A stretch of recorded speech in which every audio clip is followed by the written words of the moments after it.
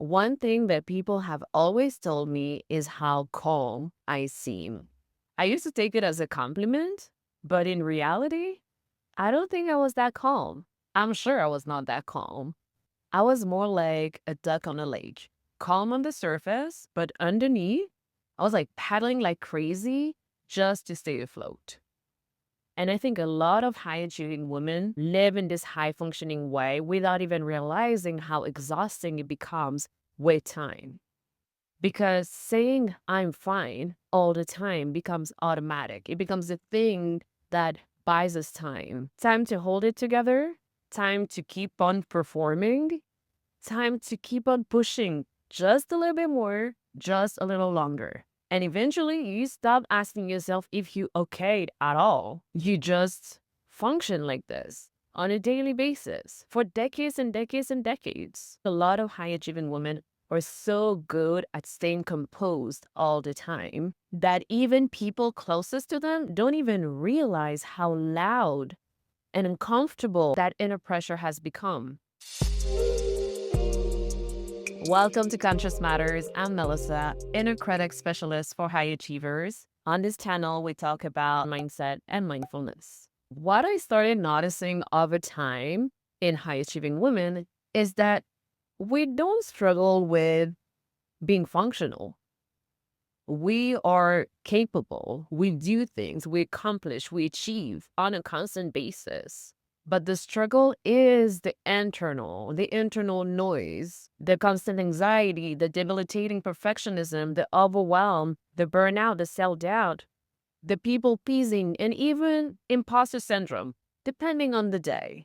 Underneath that composure of being put together all the time, handling everything, I'm fine every single time, there's very often a loud inner critic constantly monitoring everything. Did I say the right thing? Did I do enough? Am I disappointing people? Am I falling behind?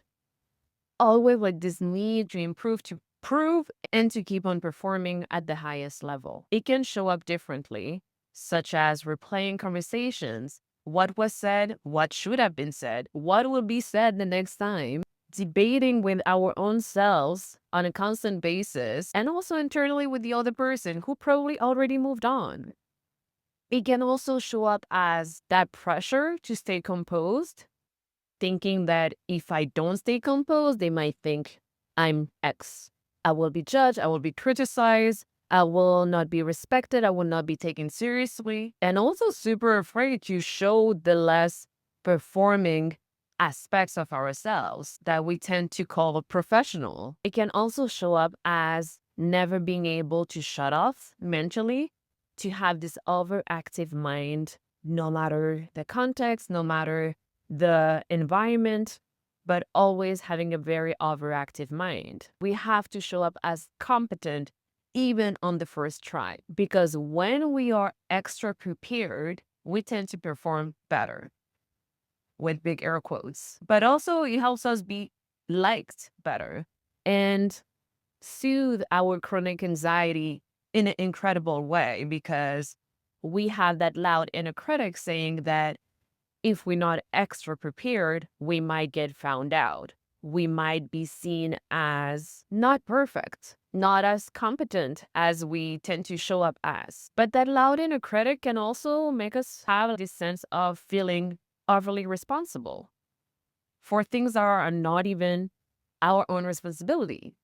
Not being responsible for high achievers, it's a big thing. It doesn't just mean you're not responsible. It means you're lazy. It means that you're not competent. It means that you're letting other people down. You're being a disappointment for others. So it's shameful. So you have to show up as this other responsible person, because that's how you've been taught that you matter in a way.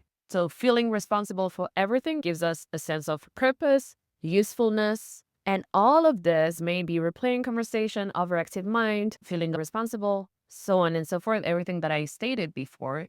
It's just your inner critic yapping at yourself constantly. And that could be so incredibly detrimental for your mental health, but also your emotional health, and even down the line, your physical health. But your inner critic should not and doesn't have the right to rule your life, because this is your life. And honestly, that's one of the reasons why I created the Mindset Reset Starter Guide, which is the freebie that you can find below. Because many women, ambitious women, high achieving women, don't even realize how normal this internal pressure has become for them on a daily basis for so long, until they start observing the pattern more closely, more intentionally, with more awareness. And that's what that guide helps you to differentiate between your inner critic and your true voice. Because after a while, all of that pressure compounds. Constantly managing yourself internally becomes exhausting, even if nobody else sees it, because the world rewards high achievers. It rewards your high functioning. No one questions it. From the outside, everything can look fine. The job or the studies, the schedule, the image, everything looks great on paper. But underneath, the nervous system is on overdrive, is fried, the inner critic is loud, and rest starts feeling like failure. Slowing down is the big enemy, when in reality, being always on has its costs too. You feel mentally restless, you can barely relax, even on your days off, even on weekends, on vacations, feeling constant inner guilt that you're supposed to do something. Why are you laying down? Why are you sitting down? Why are you just being as a human being? You have to do something. And seeing slowing down or rest, just like I said, as a sign of laziness, or that you don't want that thing hard enough. Kind of like punishing yourself to keep on pushing through, even when your nervous system is asking you for a different behavior. And yet, from the outside perspective, you have everything figured out. But internally, you somehow manage to keep functioning even while defeated. The body can look calm while the nervous system feels constantly on overload, making you feel like you're constantly suffocating, overwhelmed, tense, like you could break at any point, even when nothing is technically wrong.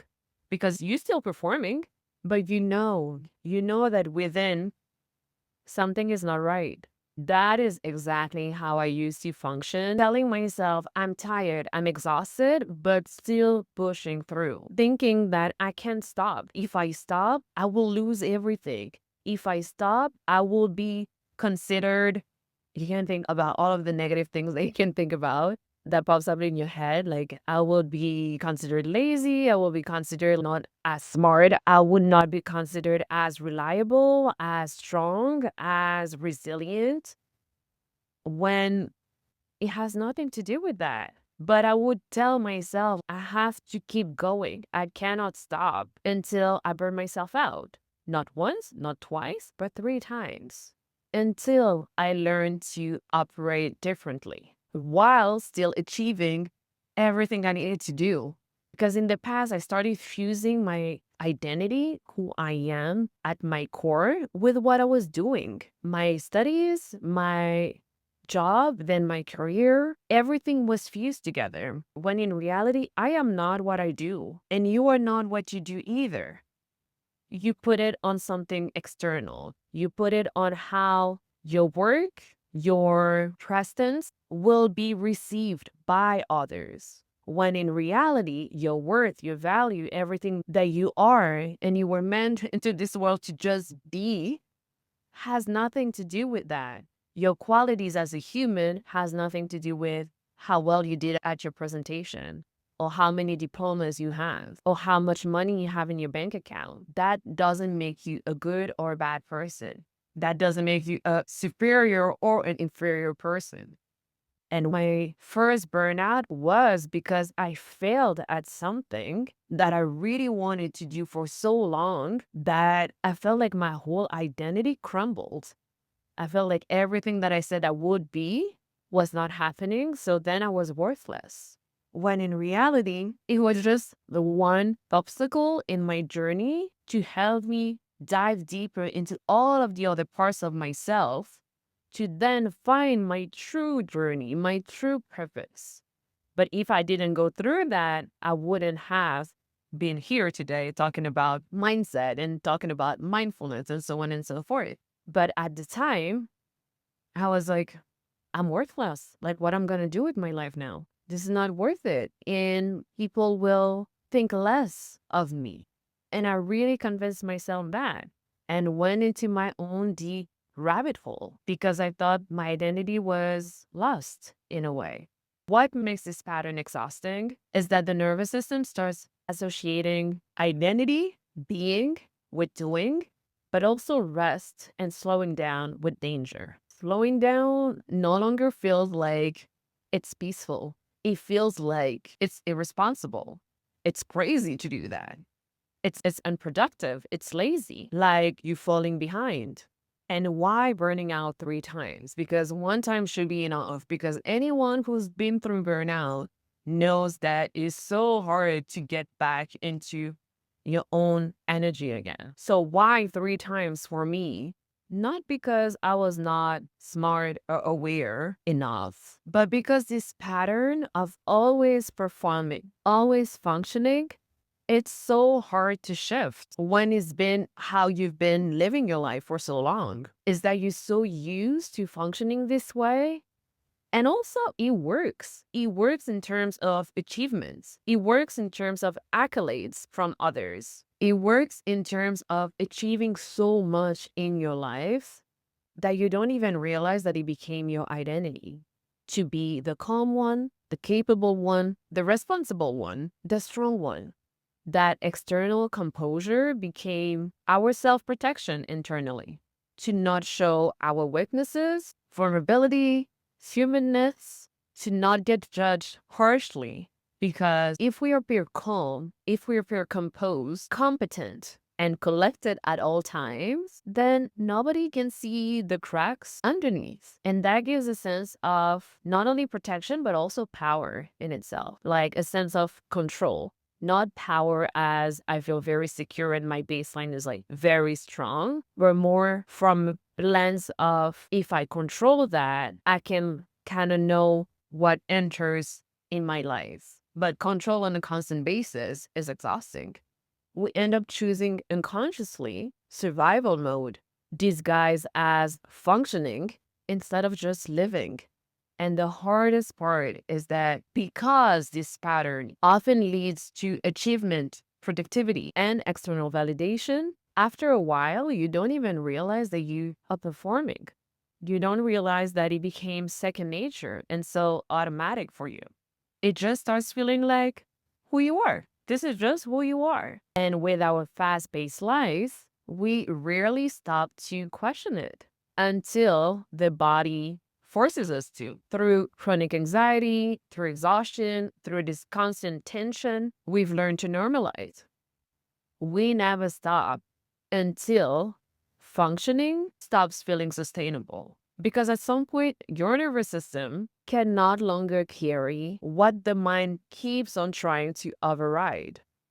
High functioning anxiety doesn't always look chaotic. Sometimes it looks like competence, like composure, like being the one who always seem okay. But constantly performing calm has a cost. And underneath all of this, there's often an inner critic convinced that if you stop performing, you will lose your value. And after a while, the goal isn't becoming better at holding it all together at all times. The goal is finally feeling safe enough to stop performing perfection and allow yourself to show up and thrive in your wholeness with your qualities and your flaws.